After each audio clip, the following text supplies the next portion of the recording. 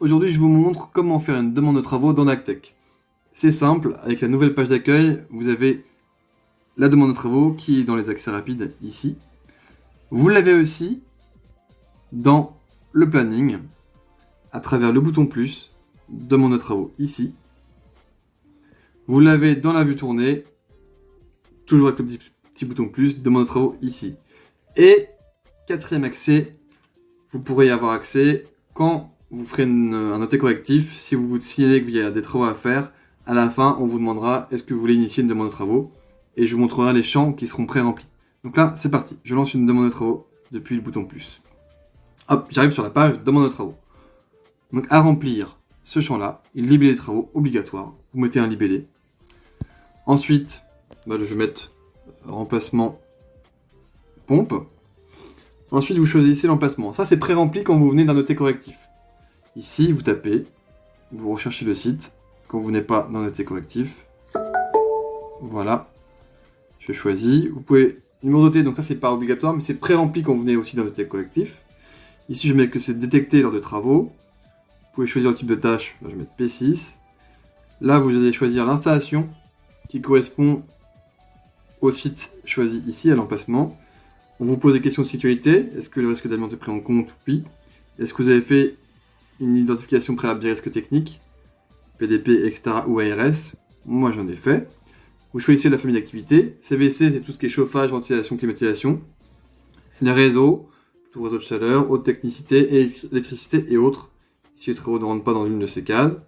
Origine de la demande, soit c'est le client qui a demandé les travaux, soit c'est vous qui avez trouvé qu'il y avait une pompe à remplacer, dans ce cas, demande interne. Et ensuite, on arrive aux estimations. Ici, vous avez 3 pavés à remplir, au moins l'un des 3 champs. Donc, soit fourniture, soit main-d'œuvre, soit sous-traitance. Ici, je veux dire que c'est nous qui fournissons la pompe. Donc, fourniture, pompe, selon devis, fournisseur. Donc, je vais mettre 500 €. Ensuite, ici, main-d'œuvre, pause et dépose. Je vais mettre 500 €. C'est un exemple, hein. Vous pouvez mettre ce que vous voulez, ce que vous avez. Si vous avez des devis fournisseurs, vous pouvez y aller. Si vous citez vous-même le temps de main-d'œuvre, vous pouvez aussi mettre ce que vous voulez. Si vous avez un devis totalement sous-traité, vous pouvez le mettre ici. Mettre ce que le devis contient et l'estimation, le coût du devis. Observation particulière, peut-être mettre voir schéma en PJ et devis fournisseur. Voilà. Ensuite, on vous demande le destinataire du devis. Donc là, c'est pas à qui vous allez envoyer la demande de travaux, mais à qui il faut envoyer le devis qui va être fait. Donc c'est le client ou un client final qui va nous passer commande. Donc là, je vais mettre Monsieur Dupont, qui est le gardien de l'immeuble, Henri. Henri, hop, voilà. Vous pouvez mettre un email, ça c'est pas obligatoire. Il faut au moins mettre prénom, prénom. Ça permet à votre manager de retrouver facilement à qui envoyer le devis.